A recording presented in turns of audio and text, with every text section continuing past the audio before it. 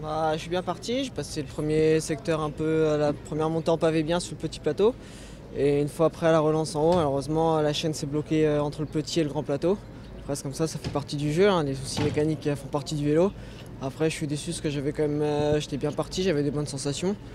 Après de là à faire un résultat au final au classement général, je pense pas quand même, mais au moins ça m'aurait mis peut-être en confiance sur les chronos, ça m'aurait servi d'expérience.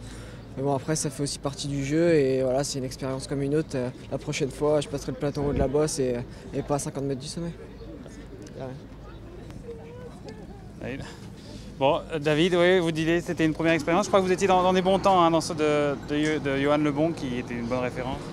Ouais, on m'a annoncé en bas de la bosse 4 secondes à 4 secondes de Jojo. Après en haut de la bosse on m'a annoncé que j'étais à 15, donc avec le changement de vélo et tout ça je pense que je sais pas exactement combien de temps j'ai perdu, mais ouais, je pense que j'aurais pu avoir un bon temps en haut et puis après voilà, ça joue aussi forcément un peu dans la tête quand on a changé de vélo, on sait que la deuxième partie est plus favorable presque à un vélo de chrono et voilà, c'est comme ça, il n'y a pas d'autres mots à dire, je suis déçu mais bon voilà, il y aura d'autres chronos, il y aura d'autres courses et puis voilà, je suis encore jeune, j'ai 20 ans, ma première année pro et c'était un de mes premiers chronos comme ça en bosse, la prochaine fois je saurai et je reviendrai le revanchard.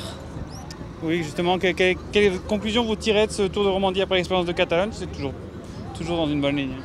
Ouais, c'est sûr, je suis toujours dans une bonne ligne. Après, faut pas non plus s'enflammer. Voilà, c'était un Tour de Catalogne qui était dur. Maintenant, on va penser à récupérer avec une bonne coupure d'une semaine à partir de demain. Et puis, on repartira sur un cycle pour arriver sur Plumelec et normalement le Dauphiné. Petit mot sur le chrono, vous avez fait des entraînements spécifiques pour le chrono? Parce que c'est vraiment une découverte, hein. Vous disiez hier, c'était votre chrono le plus long. Ouais, c'est mon chrono le plus long. Après, je l'ai quand même travaillé avec mon entraîneur à la maison. On a fait un peu de travail de chrono avec le vélo de chrono à la maison. Donc ouais, je l'ai un peu travaillé. Après, je l'ai pas non plus travaillé énormément.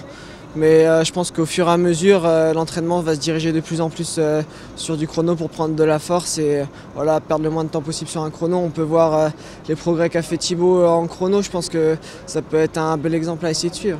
Mais c'est un exercice que vous aimez bien?